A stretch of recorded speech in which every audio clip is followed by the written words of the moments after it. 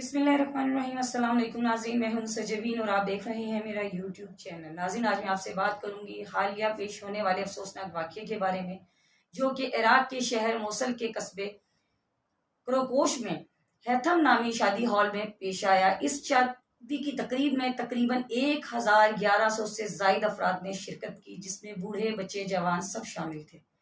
दरअसल ये वाकया कुछ इस तरह पेश आया कि जब दुल्हा दुल्हन की एंट्री हुई और आतिशबाजी की गई, तो आतिशबाजी से उठने वाली चिंगारी छत पे लगे हुए इंतहाई खूबसूरत एल्यूमिनियम से जा लगी, जिसमें प्लास्टिक का इस्तेमाल किया गया था।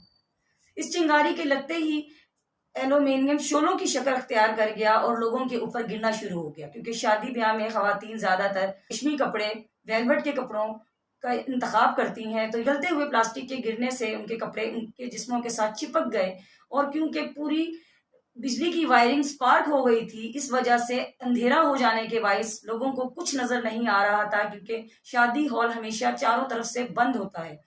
तो लिहाजा ये शोले एक के बाद एक फट पर गिरते गए और वो जलने वाले अफराद जब दूसरे फट पर गिरे तो ये आग जो थी इंतहाई शिद्दत अख्तियार करती।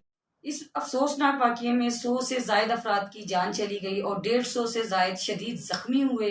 अक्सर लोग तो बैक वक्त दम तोड़ गए और बेशतर की हालत इंतहाई तशवीशनाक है, जो हॉस्पिटल्स में जेरे इलाज है। इसमें सबसे ज्यादा अफसरदा बात यह है कि इस शादी के मौके पर जो दुल्हन थी उसकी तकरीबन पूरी फैमिली, यानी कि उसके वालिदैन के साथ साथ उसके बहन भाई और उसके अंकल वगैरह, उसके खानदान के जो बुजुर्ग थे, उन सब की भी डेथ हो गई। वो अभी तक सत्ते में है। इसके अलावा जो दुल्हा है उसकी वालदा का बैक वक्त इंतकाल हो गया, क्योंकि आग के शोले गिरने की वजह से लोगों की जिल्द जल गई, हाथ पांव जल गए, उनके चेहरे झुलस के रह गए।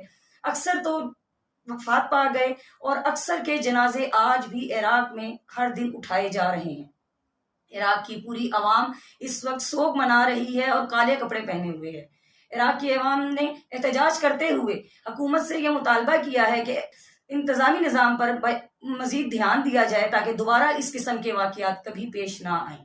नाज़रीन, ये वाकया तो इराक में पेश आया और इस पर हमें इंतहाई दुख हो रहा है कि एक शादी का फंक्शन जो इंतहाई खुशी से मनाया जा रहा था, वो एकदम से मातम की सूरत अख्तियार कर गया और लोगों के आंसू हैं जो कि अभी तक रुक नहीं रहे।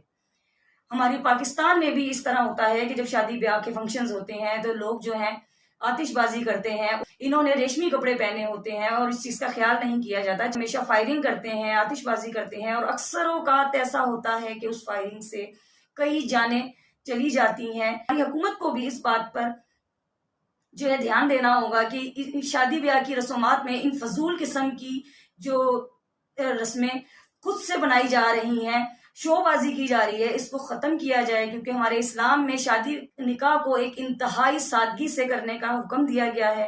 लिहाजा दुनिया के दिखावे के चक्कर में कई जानें चली जाती हैं और अगर अभी भी हमने इन बातों पर ध्यान ना दिया तो खुदा ना खास्ता इस तरह के वाकयात पेश आते रहेंगे। तो इस वाकये को पेश नजर रखते हुए हमें अपने मुल्क में भी ध्यान देना चाहिए कि जो भी शादी ब्याह के फंक्शंस हों उनमें गैर मामूली रस्मात पर ध्यान ना दिया जाए, शोबाजी को कम किया जाए, ताकि कई जाने से बच सके।